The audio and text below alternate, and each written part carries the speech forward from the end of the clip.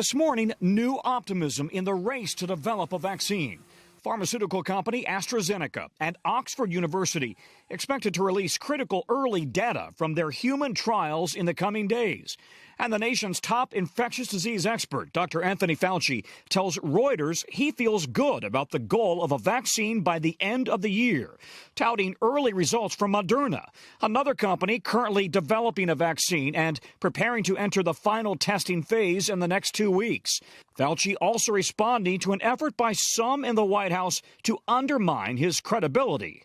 It is a bit bizarre. I don't really fully understand it. After one of the president's top trade advisors, Peter Navarro, wrote a scathing op-ed in USA Today saying Fauci has been wrong about everything I have interacted with him on. I think they realize now that that was not a prudent thing to do because it's only reflecting negatively on them. The president distanced himself from that op-ed on Wednesday. Well, he made a statement representing himself. He shouldn't be doing that. No, I have a very good relationship with Anthony.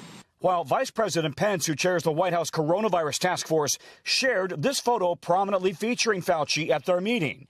Meanwhile, with multiple states reporting record cases and hospitalizations, the University of Washington now projects another 100,000 COVID deaths in the U.S. by November. It comes after the CDC director issued a stark warning that this fall and winter could be the most difficult times we've experienced in American public health.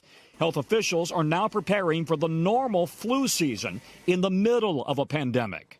We could have a catastrophic death toll by the end of 2020. Dr. Adrian Burrows at Advent Health in Florida, a COVID hotspot.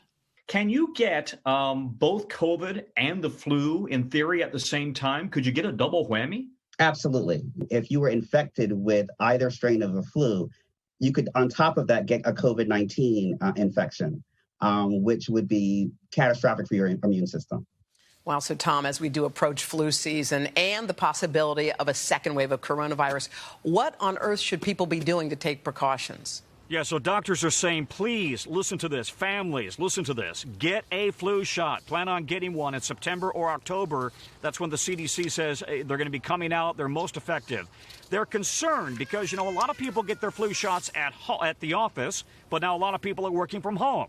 A lot of people may be reluctant to go into a clinical setting and get a flu shot. They may not have their kids vaccinated because kids are out of school. So the message is it's going to be more important than ever for all of us to take it upon ourselves and get that flu shot. It won't protect you from COVID, but it may save your life from the flu.